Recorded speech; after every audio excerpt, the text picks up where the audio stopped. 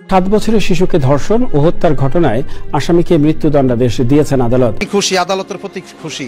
বাংলাদেশে যে আইনের বিচার আছে আরো এক ধাপ বাংলাদেশ এই রায়ের মাধ্যমে দিয়ে আগায় গেল। রায় শুনে, জজ সাহেবের রায় শুনে আমরা সম্পূর্ণরূপে সন্তুষ্ট। এরকম ঘটনা করব তার জন্য এরকম মৃত্যুদণ্ড দেওয়া হয়। দুনিয়ার বুকে জানি কারো মার এরকম বুক খালি না হয়।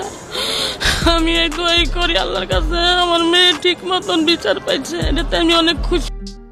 মাগুরায় 8 বছরের শিশু আসিয়ার নির্মম মৃত্যু।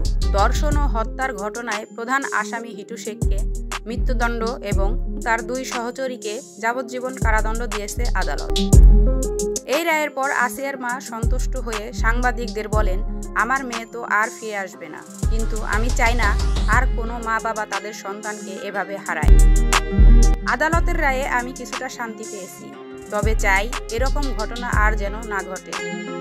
অপরাধের নির্মমতা বিবেচনায় প্রধান আসামিকে মৃত্যুদণ্ড এবং বাকি 2 আসামিকে যাবজ্জীবন কারাদণ্ড দেওয়া হলো। প্রিন্সিপাল অ্যাকিউজড হিটু বিশ্বাসের এবং আমরা আশা করি দ্রুত সময়ের মধ্যে এই বিচার কাজ সম্পন্ন হবে।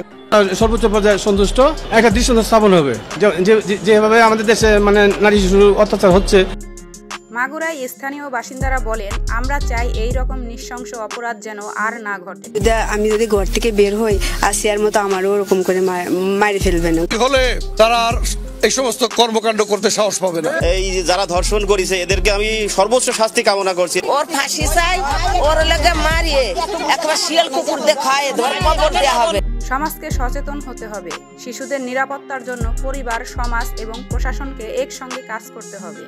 আগে ধর্ষকের রায়ের মাধ্যমে মৃত্যুদণ্ড হবে, তারপর যেন আসিয়ার দাফন হয়, এই একটি দাবি নিয়ে আমরা এখানে এসেছি। বিচার পেলেও অপরাধ ঠেকাতে হবে আগে। প্রিয় ভিউয়ার্স, ভিডিও শেষে আমি আপনাদের কিছু গুরুত্বপূর্ণ বিষয় শেয়ার করতে চাই। আমরা আগের সাফল্যগুলোকে সামনে রেখে এগিয়ে যেতে চাই, যাতে সেই ইতিবাচক পদক্ষেপগুলো সরকারের নজরে আসে। আমাদের লক্ষ্য সরকারের উচ্চ পর্যায়ের প্রতিনিধিদের সচেতন করা, যাতে তারা জনগণের প্রয়োজন বিগত দিনের সৎ, নিষ্ঠা, ন্যায়পরায়ণ। এছাড়াও অপরাধী এবং বর্তমানে তাদের বিরুদ্ধে দাবিগুলোকে আরও গভীরভাবে বুঝতে পারা এবং প্রয়োজনীয় উদ্যোগ যেন গ্রহণ করে। আমরা দাবি করতে চাই একটি দৃষ্টান্ত হিসেবে বাংলাদেশ প্রতিষ্ঠিত হোক। দর্শক এই দেশে বেঁচে যায় না, এর মৃত্যুর মধ্যে দিয়ে, দর্শকের বিচারের মধ্যে দিয়ে আমরা এই দাবিটি উপস্থাপন করতে চাই। বাংলাদেশে দর্শকের কোনো ছাড় নেই এবং দ্রুত বিচারের মধ্যে দিয়ে একটি দৃষ্টান্তমূলক রীতি স্থাপন করা হোক। এই দেশে দর্শন করে কেউ পার পাবে না। এর মধ্যে দিয়ে আগামী দিনে আমাদের মা বোনেরা, মায়েরা নিরাপদ থাকবে, আমরা নিরাপদ বাংলাদেশ গড়ে তুলতে পারবো।